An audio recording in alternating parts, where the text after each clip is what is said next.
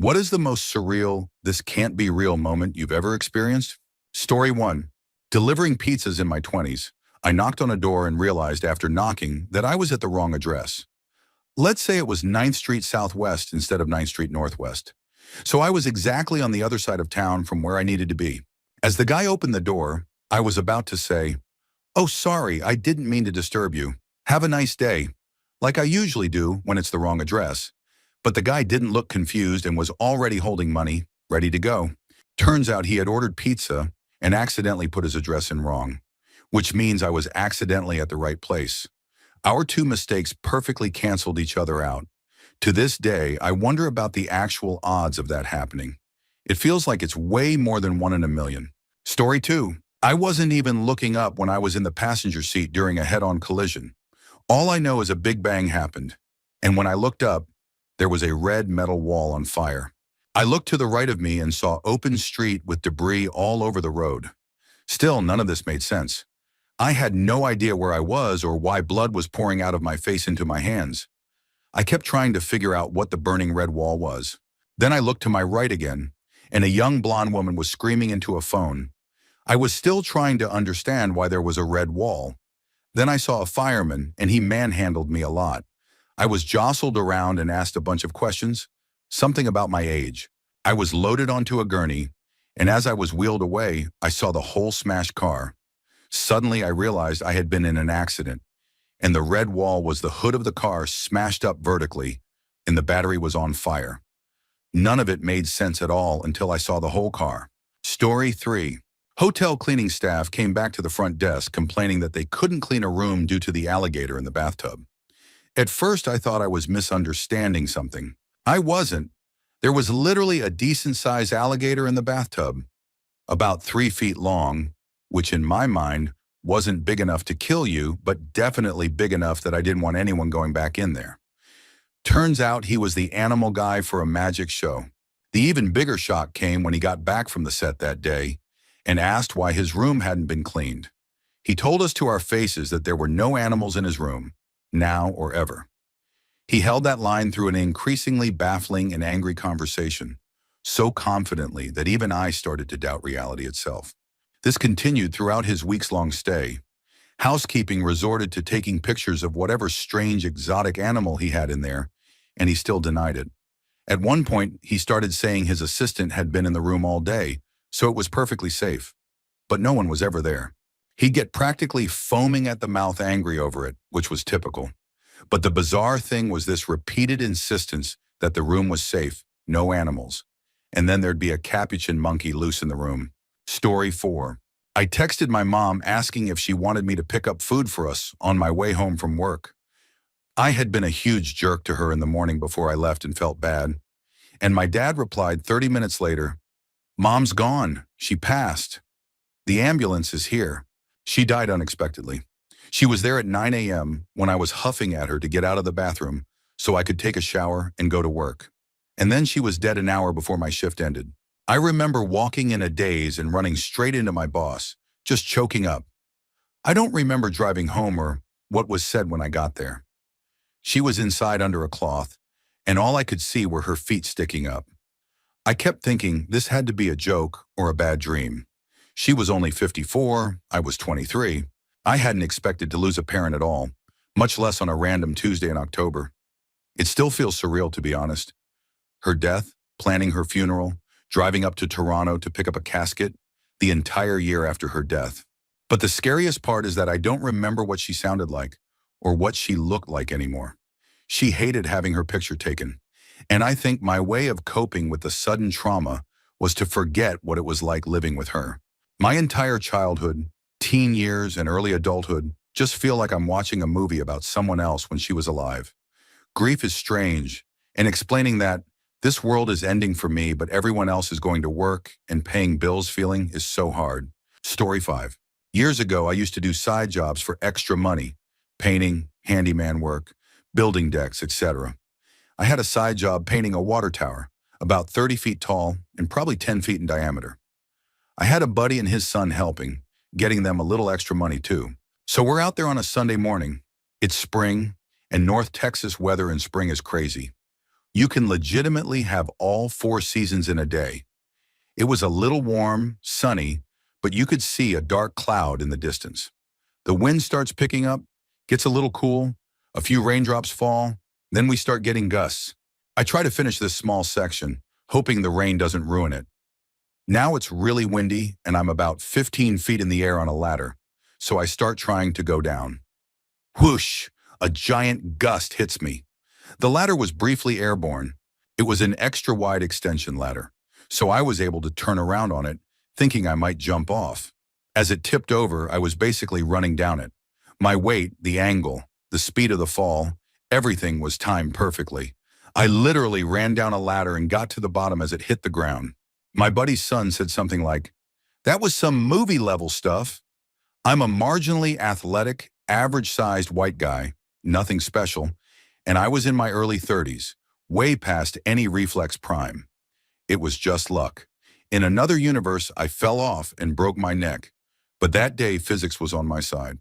Story 6. I'm a defense attorney.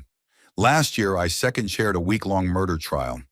I handled the expert witnesses, directing hours and cross-examining the government's experts. My co-worker took point on opening, closing, and lay witnesses.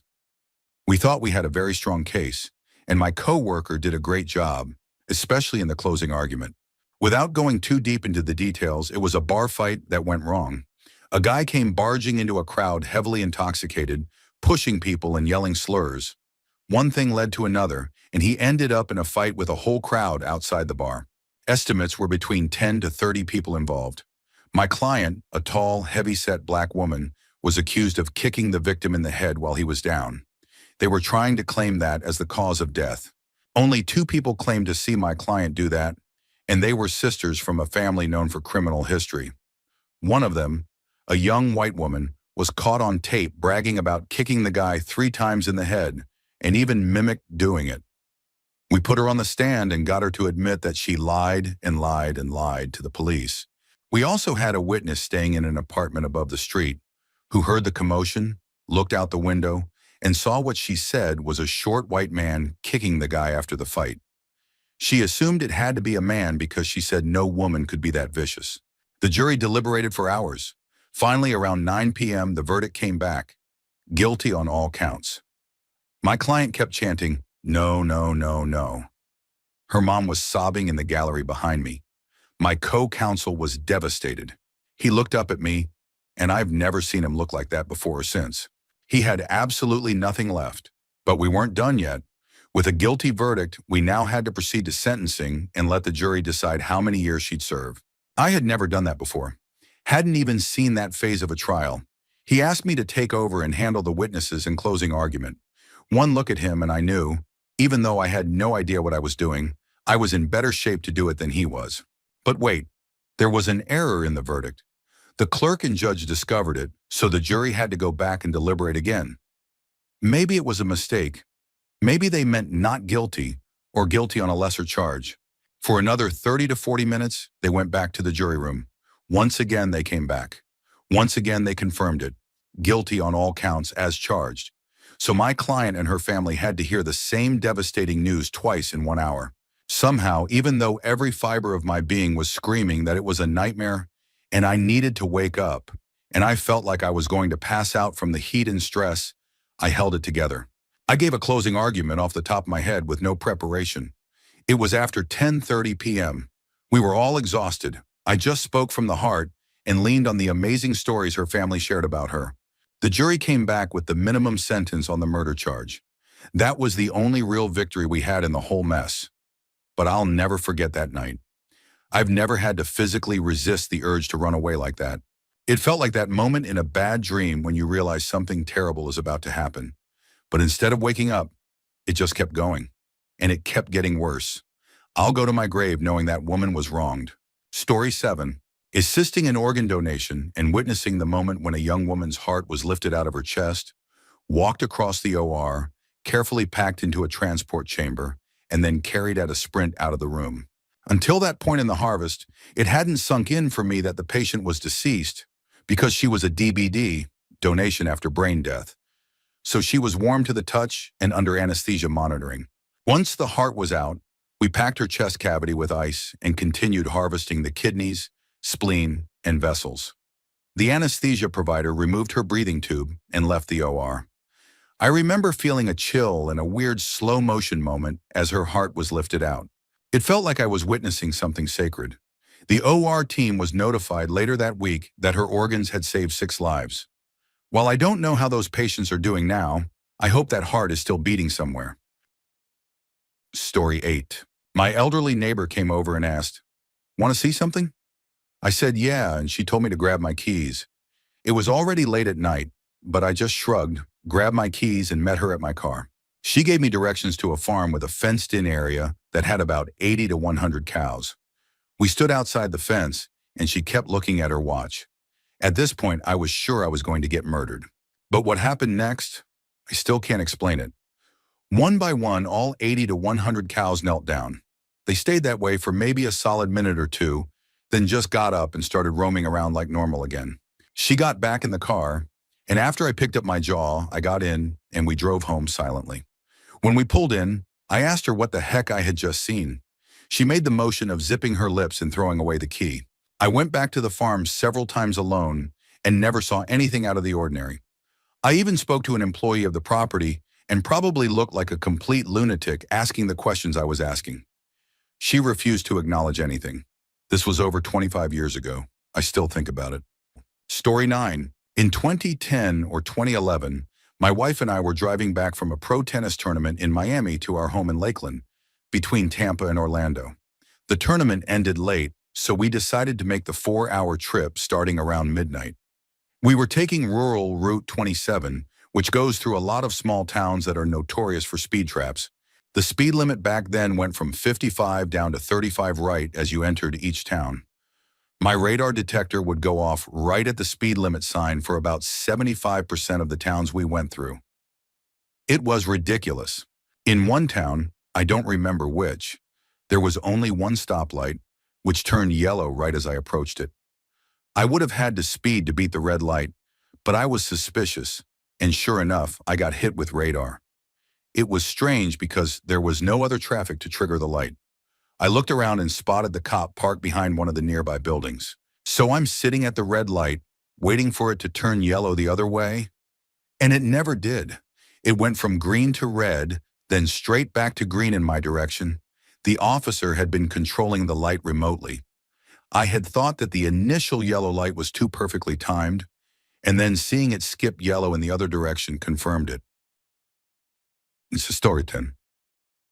When my country experienced a massive earthquake that took lives, I had a newborn and a 3-year-old at the time, and was alone at my parents' house when the quake hit. My dad had a lot of old carpentry tools, bricks, and other heavy items along the shelves in the lounge above me. They all fell during the violent shaking. I was thrown off my chair onto the floor. My daughter was in her bouncer beneath me, and I crawled over to pull my son from the other side of the room where he had been playing with his cars. As soon as the ground settled, I picked up my son, carried the bouncer, and ran out into the street. Alarms were going off, people were running, cars were speeding, just chaos everywhere.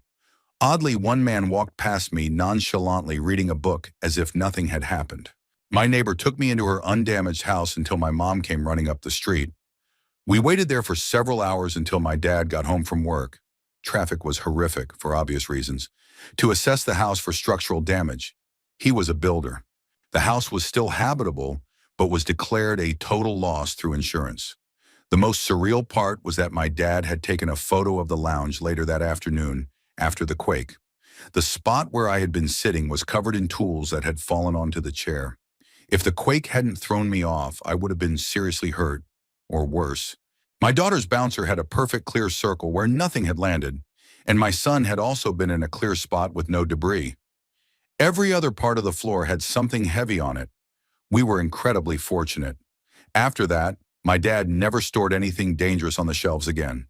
Story 11. I was with my then fiancée, now wife, Christmas shopping on November 20th, 2005. We went to Suncoast trying to think of gift ideas. We left, and just as we were about to round the corner, my wife suddenly stopped us and said she just thought of getting Friends season DVDs for a friend. So we turned around and walked back into Suncoast, and seconds later, a mass shooting began. We were walking directly toward where the shooter opened fire, so we would have been right in front of him when he began if we hadn't turned back. I'll never forget the sound of the echoes as the gunshots rang out and people screamed. Pretty sure as I ran back to help some elderly shoppers frozen in place, I saw people getting hit. I had just run into a coworker minutes before the attack. He saw much more than I did and was deeply affected by it. He was this big trucker guy who always acted tough. I saw him after he came back to work and he started crying when I asked if he was okay. We got locked in the Sun Coast for a while, listening to the gunfire and screams, while a promo film played and Christmas music echoed in the background. It was eerie. At first I thought it might be a gang incident, since mass shootings weren't as common back then. But as the shots kept going and people screamed, we realized we were trapped. We yelled at the Suncoast employees to let us out the back. I think we left just as hostages were being taken at the nearby Sam Goody. We were filing out the back as police cars surrounded us, with more arriving. Outside, people were crying, screaming. It was chaos. We missed it by seconds, all because of some friends' DVDs. Story 12. Where I live, there is a castle just down the road. The lord of the area still lives there. He's a bit younger than me, and our sons attended the local state primary school together and became friends. I became friends with his dad. He's a normal guy. Just happens to know who his ancestors were for 800 years. He gets invited to a lot of events and was invited to take part in a local regatta, in a rowing race. There would be him, the invitee, and he needed 2 more rowers. It was a paired relay. He asked me if I would do it. I said I would, but explained that I sail but don't really row. That was fine. It was just for fun. Another rower was found. We were to row the first leg together. The other rower and I only met on the evening of the race, and it wasn't until we were on the water that I realized he was taking this seriously. Bless him, he soon had to temper his expectations when he saw how bad I was. He made no fuss at the change in approach but coached me along. We came in last for the changeover. It turned out that this guy was a gold medalist in the British Rowing Championships. The second leg didn't go any better. Our other pair were also very amateur, and we were competing with, obviously, seasoned rowers.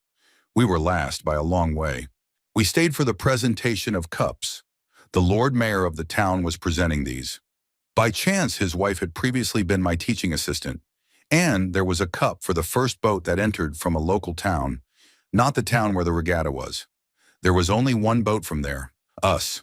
So there I was, with a lord of the realm, a British gold medalist, and a local historian, being presented with a cup, despite coming dead last, by the wife of the Lord Mayor, who had previously been my teaching assistant. For rowing, my first time in about 20 years. Not my usual day. Story 13. I once took about 150 micrograms of LSD on the beach late around 2 in the morning. I was chilling, relaxing on a sand dune, feeling the warm ocean breeze and being one with the universe, when suddenly about 30 people all came onto the beach together, not 100 feet away from me. They each had one of those $200 lightsabers, the really nice ones that leave color trails in the air, and they started having an all-out lightsaber brawl right there. They were running around, making big elaborate maneuvers and yelling catchphrases, and just generally whacking their friends with glee. It lasted for over an hour before they packed it in, an hour of lights and colors. I was awestruck. There was no way they could see me. It was very dark, and I was tucked into the reeds on my dune, like it was a show for my singular enjoyment. They must have been part of a Star Wars club at the local university, and they'll never know there was a witness to their performance. But I will forever be grateful. Story 14. My mom left my dad shortly after I was born, for very legitimate reasons. My mom knew of a son he had from a previous relationship, and she knew both the son's and his mother's name. She's always been transparent about the whole situation, and when I was about 27, I finally wanted to talk about it. So she was excited to show me a picture she had kept all this time. A picture of the son, my half-brother, aged about 2 or 3 in the photo. Excited as she was that I finally opened up, she tried to find him by Googling his first name plus his mother's first name. Usually that's not how you find people, but this time it popped right up.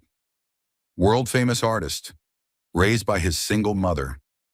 The moment at 5 a.m. when my mom called me and told me that she'd found him and who he was, was so surreal. We checked the photos, the interviews, the background. It all checked out. He's refused to get in contact, which hurt, honestly. But I managed to find another sibling, not famous this time, with whom I have such warm contact.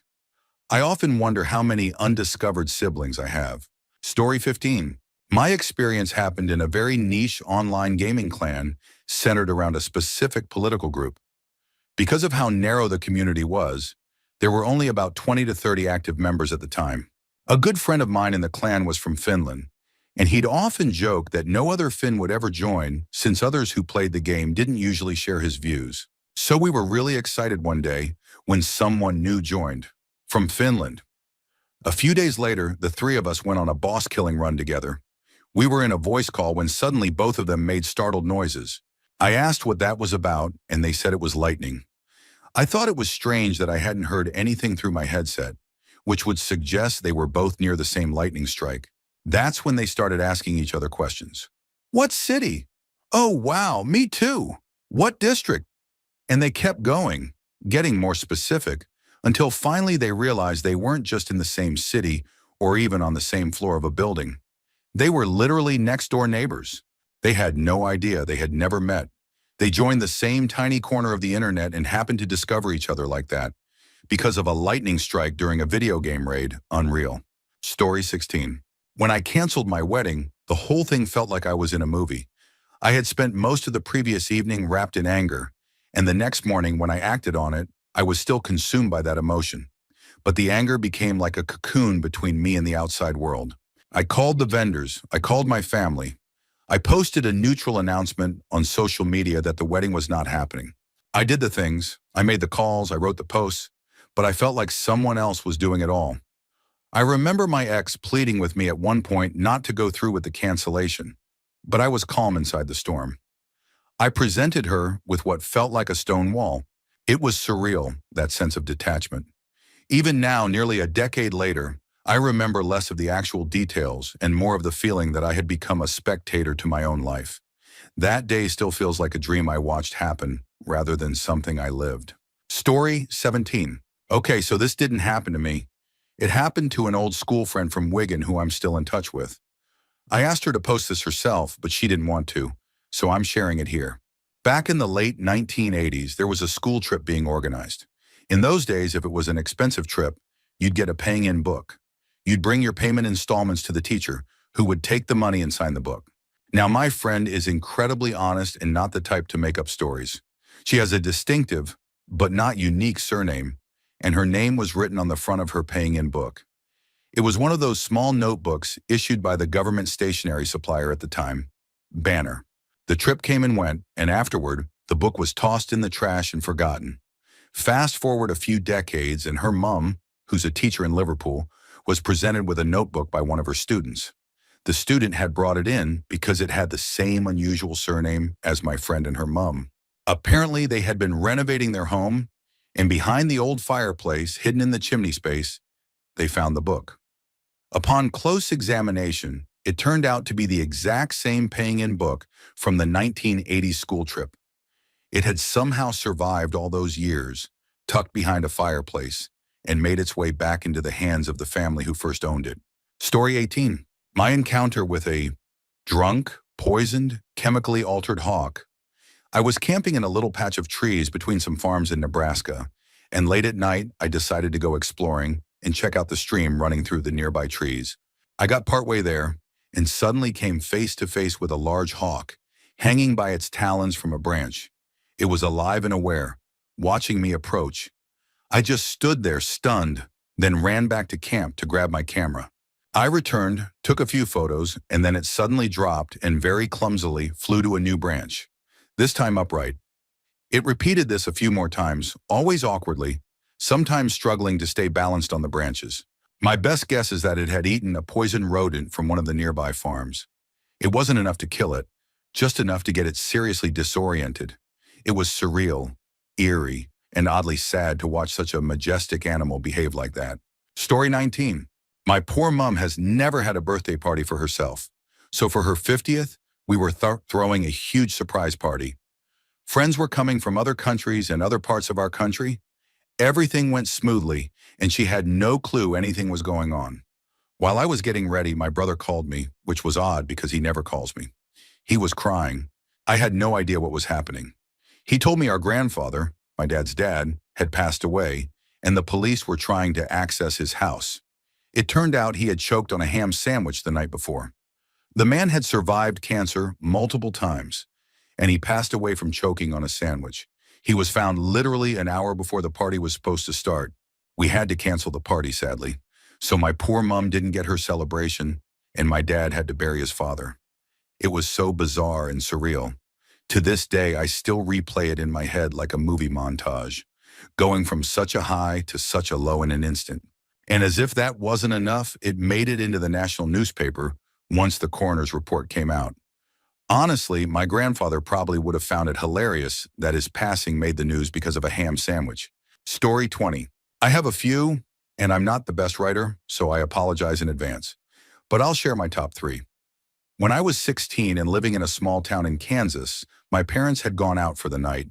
I had gone to the county fair and then out to eat with friends before coming home to an empty house. That wasn't unusual.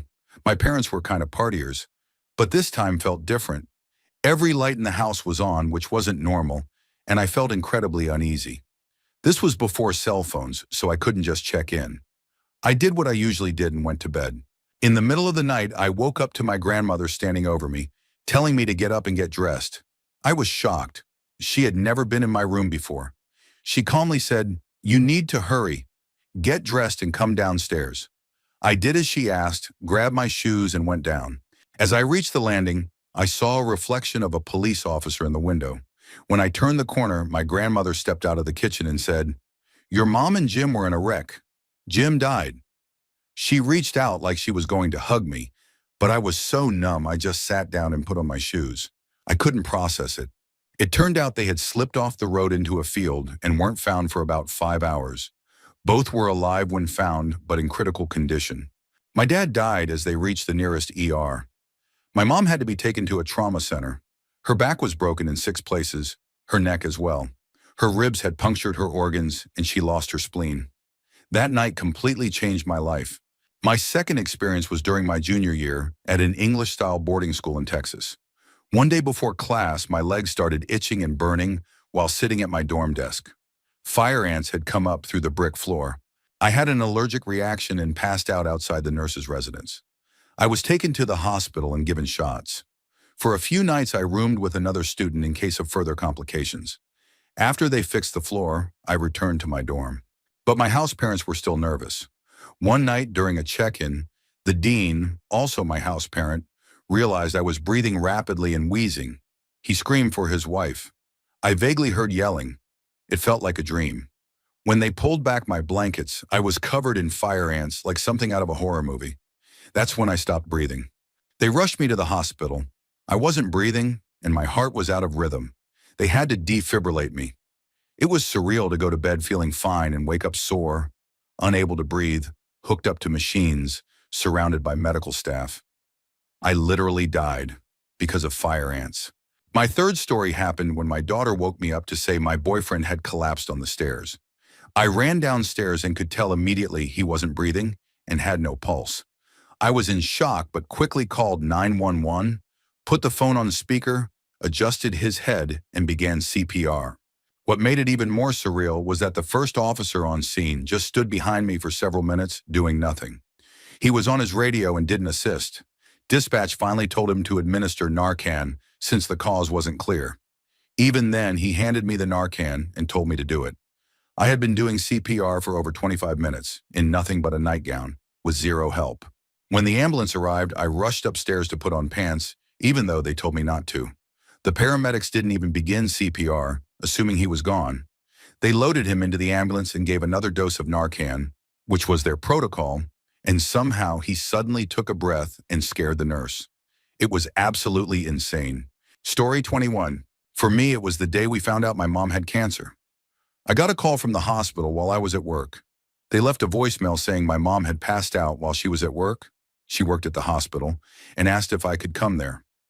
I left work and headed to the hospital, thinking she probably just forgot to eat and that the hot, humid weather had gotten to her. When I arrived, they broke the news almost immediately. They had seen a tumor on an image of her lungs, and the fainting spell had actually been an epileptic seizure, meaning the cancer had likely already spread to her brain. We all just sat there, my mom, me, and my brother. We didn't even really react at first. Later, after coming home, I cried so long and so hard that it felt like it would never stop. That moment, they told me, felt absurd and surreal. I genuinely thought I must have misheard them. It didn't feel real. It was like time froze when they spoke.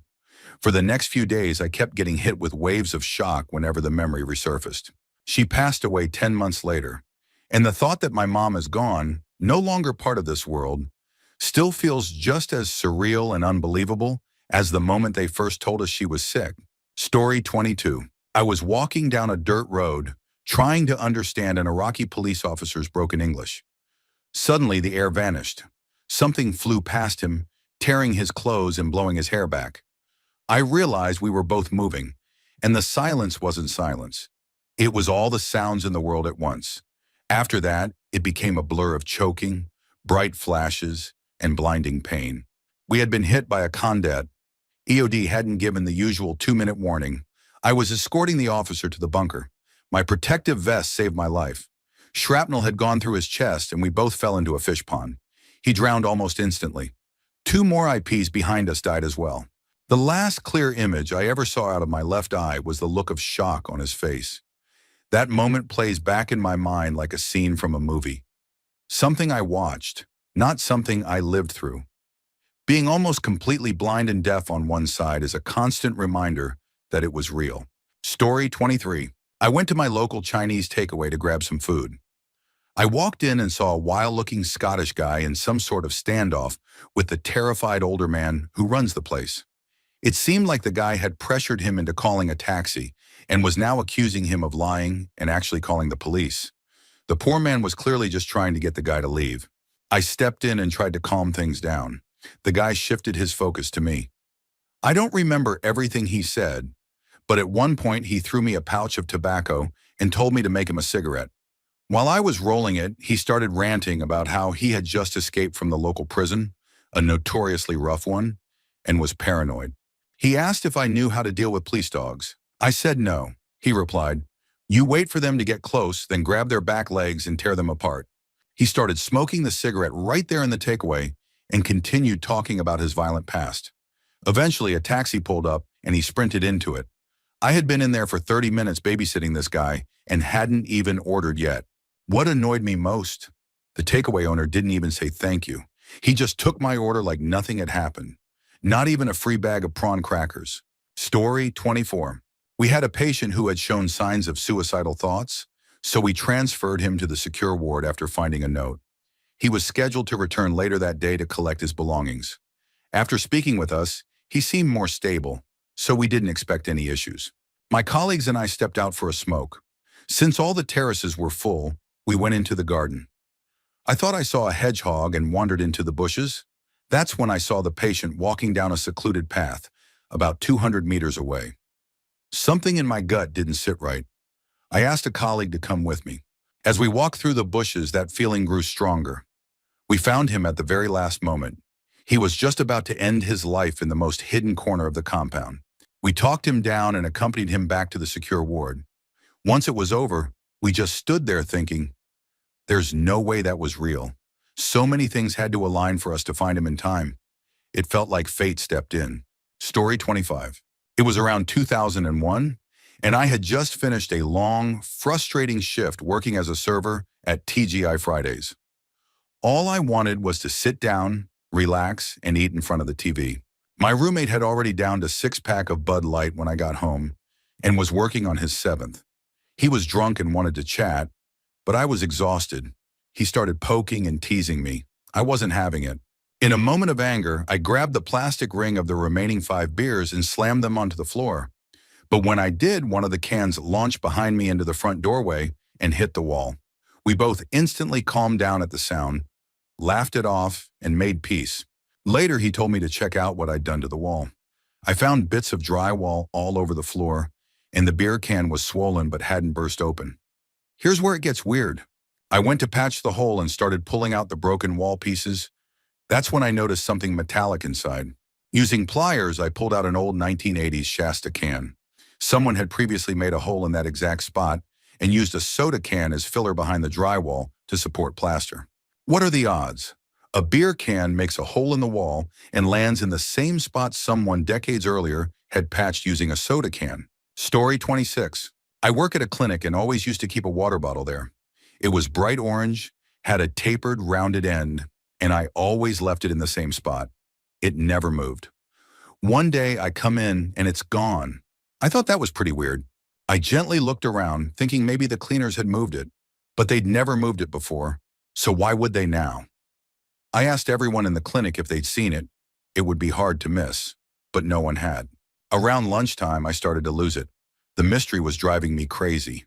We called the cleaner, and he said he didn't see it and hadn't touched it. Then around 1 or 2 p.m., my coworker Kay said she found it. It was stashed with a bunch of loose tools and instruments, completely slick on the outside. We wiped it down and noticed little brown spots on it. That's when we also saw that one of the Vaseline tubs had been scooped out, as if someone had taken 3 full fingerfuls like a little kid digging into it. My coworker Jay called the cleaner again and asked one more time if he was sure he hadn't seen it. He insisted he hadn't. Jay then casually mentioned, "Okay, I just wanted to ask before we check the camera footage to see what happened."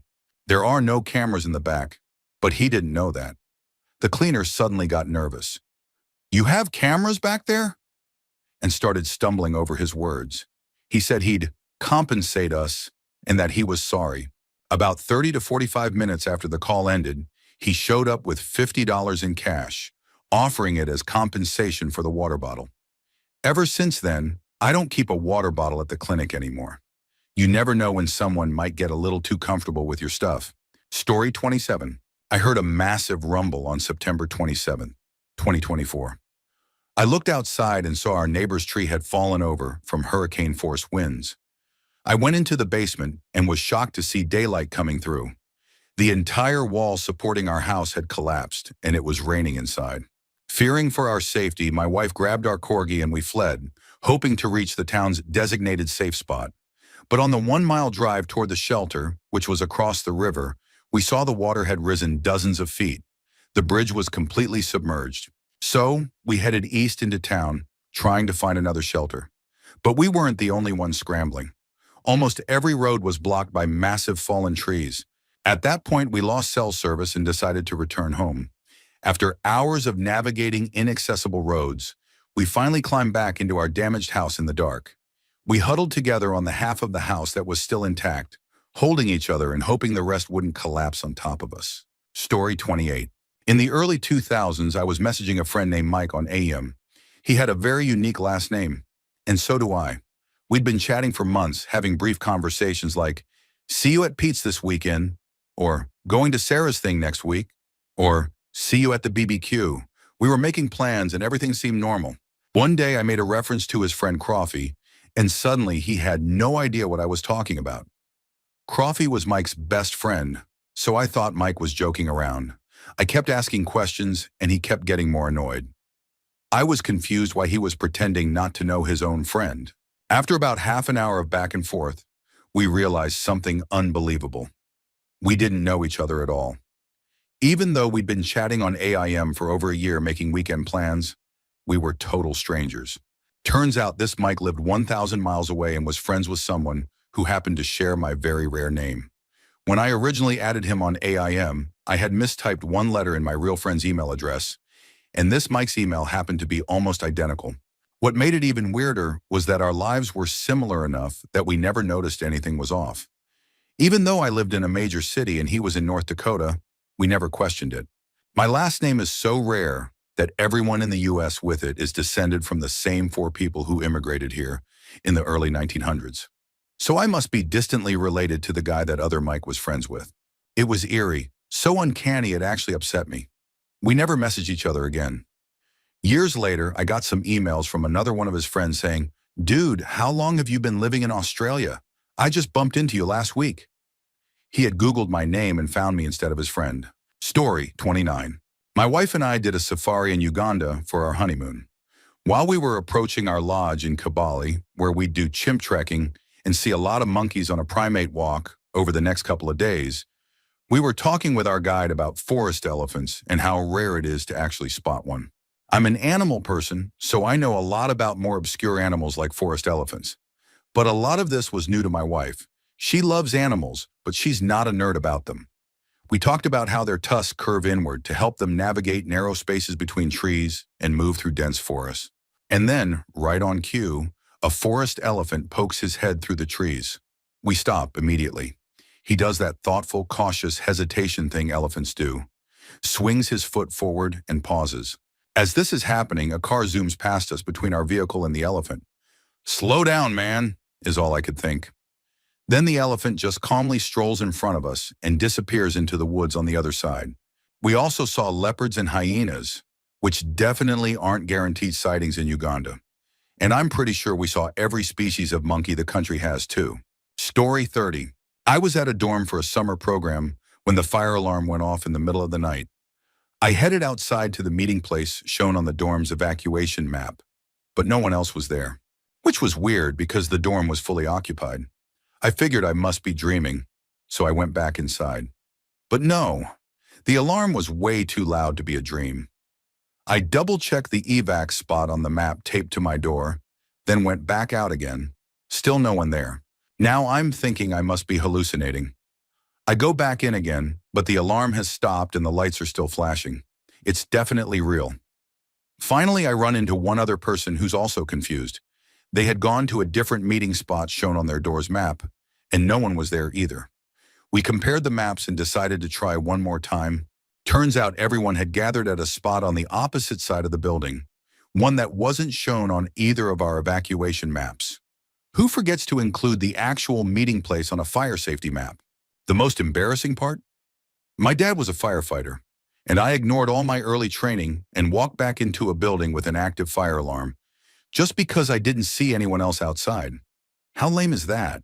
Story 31. We stopped the car during a rainstorm because my friend spotted a little old lady lying on the sidewalk. She had slipped and fallen. She was soaked, scared, but thankfully unhurt. I helped her into the car and offered to drive her home, and she started giving me directions. I swear, as we passed the local graveyard, she suddenly said, "Wait, you just drove past?" I backed up, and sure enough, she told me to drive through the cemetery gates. I glanced at my friend, who was now in the back seat, and she had that exact "this can't be real" look on her face. It was surreal, but I drove through. Thankfully, this wasn't the beginning of some cliché horror story. The lady was the caretaker's mother, and they lived in a little house way in the back. Her whole family had been worried sick because she'd been out when the rain started. She forgot some flowers on the seat, and as I called out to return them, my friend couldn't resist. In her best spooky whisper, she said, "Leave them on my grave." Story 32. When I was younger, I went to a concert in Auckland, and like any responsible idiot, bought some party pills from the local corner store. They were legal back then, BZP-filled little rockets promising euphoria, somewhere between ecstasy and a Red Bull overdose. My mates and I took half a pack each, felt nothing, then naturally decided more was the answer. 10 minutes later, boom, high as satellites. We danced like lunatics and had a great time. Around 5 a.m., the come-down arrived with insomnia in tow. I couldn't sleep, so I went for a walk. A few hours later, sitting on a park bench tripping out, I started seeing rainbow birds in Disney-style castles. Then I spotted an elephant in the bushes, just standing there, trunk swinging, like it had business to attend to. I thought I was losing it, until it casually disappeared into the trees. This can't be real, I thought. Back at the hotel, I told the guys and they cracked up, blaming the pills. But later that day, we saw the news. An elephant had escaped the zoo and was hiding exactly where I'd been. Turns out I wasn't hallucinating. I just accidentally out-tripped animal control. Story 33. About 35 years ago, I was doing shipping and receiving for a golf and bowling supply company in Northeast Indiana. It was a beautiful day, sunny and 75, so we had the big garage door open. No loading dock, but the door was that size. I'm just minding my own business when something catches my eye, and I see a monkey, maybe a couple feet tall and 10 pounds, casually walking across the floor towards some shelves in the back. It looked straight at me, and all I could do was yell, "Monkey!" I was so surprised. I went up front to the owner's office and told him there was a monkey in the back climbing the shelves where we kept the 15 and 16-pound bowling balls. He told me to stop messing around and get back to work. I told him he could keep my paycheck if I was lying. Plus, the guys printing t-shirts saw it too. He comes back and asked me where it came from. I told him it walked in through the door and didn't stop to answer when I asked. Then I reminded him the Fort Wayne Zoo was less than a mile away. We called the zoo, and that's when they discovered they were missing a monkey. Animal control came and got it, and I walked away with a story no one ever believes. Story 34. My engagement ring has a pretty spiky raised stone. I had a habit of fidgeting with it and rubbing it. I was at work in a busy cafe setup. I touched my ring and felt an empty socket. Complete panic. The building is very old with crooked floors and gaps between the floorboards. I frantically ran around looking for it. I remembered I'd been in the toilet earlier, so I went in there and waited at the door since it was occupied. Got on all fours and scanned the floor. It wasn't there. Got out again, told my colleagues, and we started searching more. About half an hour later, I remembered hearing a noise, like something dropping, when I pulled up my pants in the restroom. I went back in, pulled everything off the floor around me, and then I looked in the toilet. There was something in it, right at the bottom. My hand dove straight in and OMG, it was my diamond. How did it survive 5 to 10 customers visiting the loo? Lucky me, no one had flushed anything serious. Since it was heavy, it just sat at the bottom while the toilet paper and water flushed away. Story 35. When I was 12, I woke up in the middle of the night needing to use the bathroom. I reached out for the light switch on the wall and jabbed my fingers into something solid, specifically into what felt like the chest of someone standing there. I looked up and saw what was undeniably a gray alien, but it didn't look exactly like the ones you usually see depicted. It had smaller eyes with large pupils, but not the full black look. A smaller head, a flat nose with just 2 holes, thin lips. It was strange. I immediately hid under my blanket. I never heard or felt anything after that. I just laid there, terrified for what felt like forever. Eventually, I peeked out and it was gone. I'm a natural skeptic, and none of it makes sense. In hindsight, I've told myself it must have been my dad messing with me. But I never asked him about it, and he passed away 19 years ago. That bugs me more than anything. People talk about strange encounters all the time, but they usually fall into 3 categories. People making things up for attention, people who were under the influence or dealing with mental health issues, and credible people who experienced something they just can't explain. If what I saw was real, I don't think it was some alien from outer space. It was just there. I physically touched it, I felt skin and bone, and then it just vanished without a sound. I heard absolutely nothing. I've accepted I'll probably never get an answer. It's something I just have to live with. Story 36. My husband and kids had already moved to our new duty station, and I was still waiting for medical approval to join them. During that time, I was staying at campgrounds and living in my car. One day, feeling the weight of everything, I decided to go on a little adventure. I'd always wanted to see Arcosanti in Arizona, but visits were by reservation only. I sent an email, even though tours required 24 hours notice, and figured I probably wouldn't hear back. So I decided to drive towards Sedona instead and take in the sights. Just as I reached the fork in the road between Sedona and Arcosanti, I got a call. Someone from the village said it was fine for me to come and that they'd give me a tour. So I changed course and headed there after all. It was amazing. I even took a small hike around the area afterward. Then I decided to go a bit out of the way to eat at a restaurant owned by my favorite musician. While there, I overheard the staff saying they were closing early because the owner's band was playing their final Arizona show, and they were all going. I checked online, completely sold out. Even the nosebleeds. I figured maybe I'd drive near the venue and try to listen from the car. I didn't have much else going on. On the way, I stopped at a beautiful viewpoint between 2 desert mountains to take a photo. The person in the car next to me made some polite small talk. We chatted briefly, and during that time, I used a lesser-known lyric from one of the band's songs to describe the view. He caught it immediately, and we started talking more about the band. Turns out he had 2 extra tickets because his friends bailed last minute. He offered one to me for a third of the price. And just like that, on a total whim, I got to see an incredible sold-out show. Something I thought was completely out of reach. Everything had to line up perfectly for that to happen. It felt like one of those rare gifts from the universe. One of the most serendipitous and meaningful days of my life. Story 37. I traveled about 200 kilometers by public transport to the start of a trail, and when we got off the bus in a small town, I saw a man from behind who resembled my ex. I didn't pay much attention at first because I subconsciously thought, nah, that's not possible. A few minutes later, I saw the same man again about 50 meters ahead of me. This time I noticed the woman he was with and realized it was actually him. The posture, height, almost 1.90 meters, the shape of his bald head, facial expressions, glasses, everything. And the woman? Undoubtedly his current girlfriend. Her hair, her clothing, her overall vibe. I wasn't furious or anything, but I wasn't exactly thrilled either. It was clear they planned to hike the same trail. As we were catching up to them near a restaurant, I mentally braced myself for their stunned faces. I was getting close. They both turned around and looked in my direction, and the stunned face was mine. They weren't them. But barely not them. Only the tiniest differences in their faces set them apart. They were almost exact copies. I was completely flabbergasted. To this day, I still don't know what else to make of it, except that maybe I really am living in a simulation. Story 38. I was driving to a bar for Halloween night a couple of years ago, and we witnessed a horrible car accident unfold right in front of us. A car was rear-ended by someone speeding and ended up flipped, 4 wheels in the air, on the opposite side of the road. I immediately pulled over and called for an ambulance. We stayed until help arrived. Stuff happens, we thought, and we went to the bar anyway.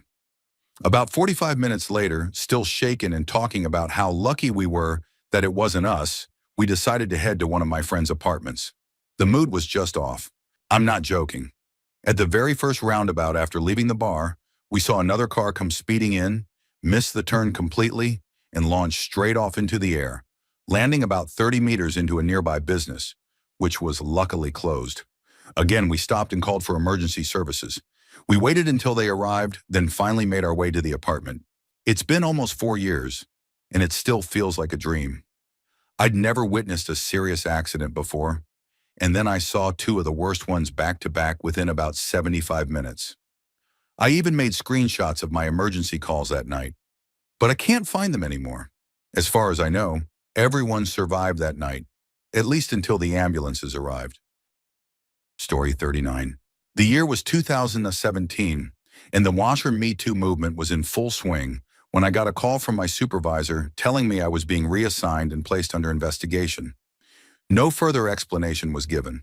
A week later, my new supervisor called and told me I needed to drive 3 hours to headquarters to answer some questions about my time at X location.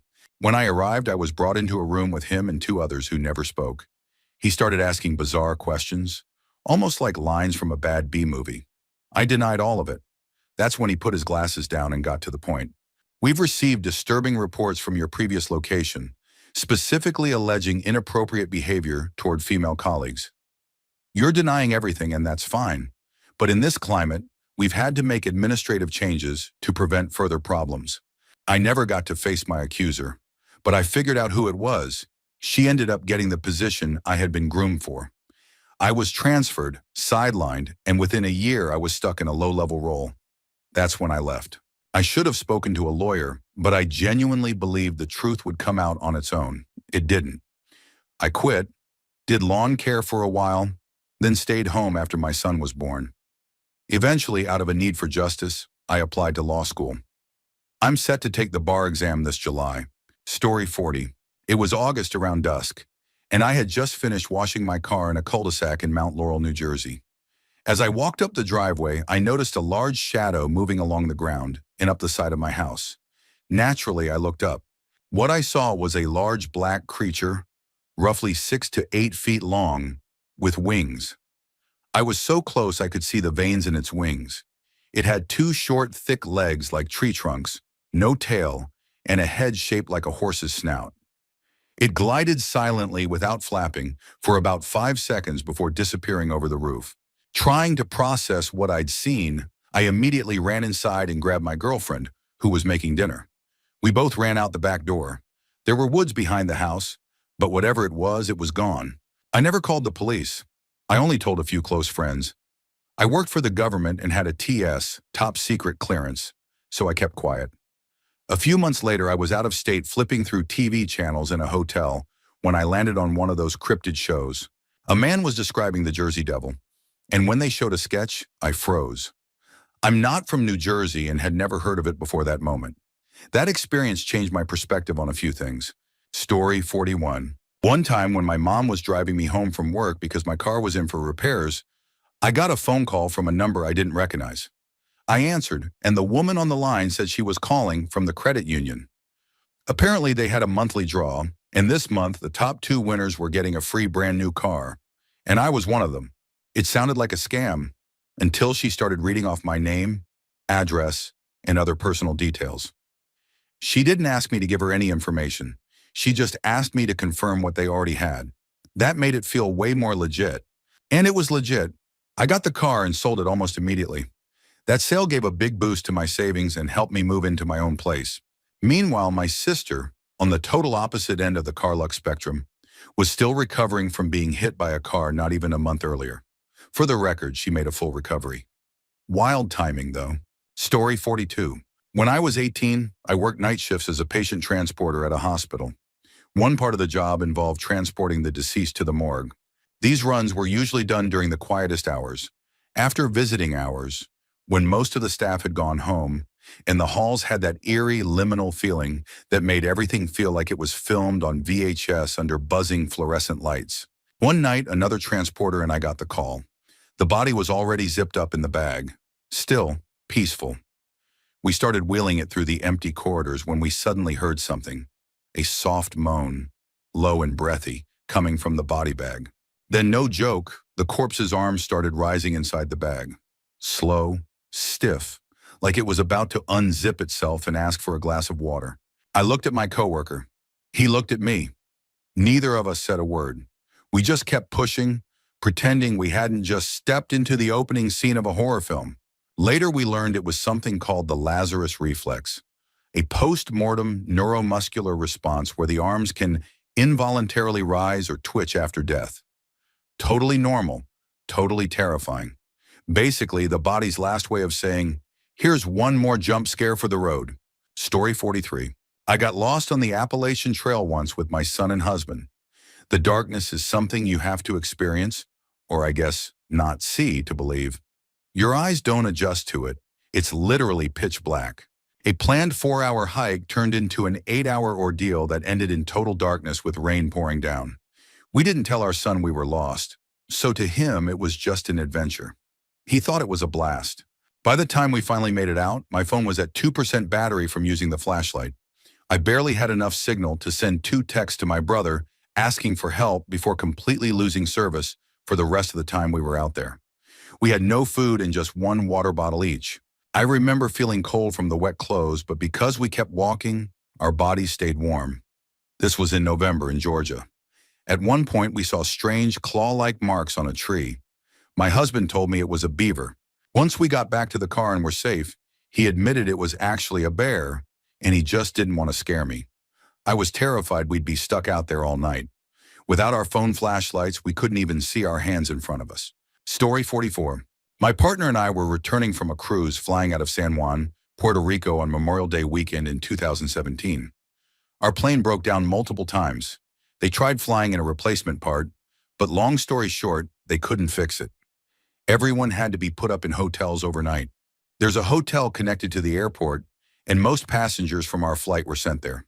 But 3 couples, including us, didn't get a room before it sold out. Because it was Memorial Day weekend, every hotel near St. John's was booked solid. The only available rooms were penthouse suites at high-end resorts. As luck would have it, my partner and I were given a penthouse suite at the El San Juan Hotel, all on Delta's dime. That same night, the hotel was hosting an open-bar black tie event in the lobby for its grand reopening, and all guests were invited. Since we had just come off a cruise, we actually had formal evening wear with us. What started as an annoying travel delay turned into a surprise night in a luxury suite and a glamorous evening affair, free drinks, fancy outfits and all, at no cost to us.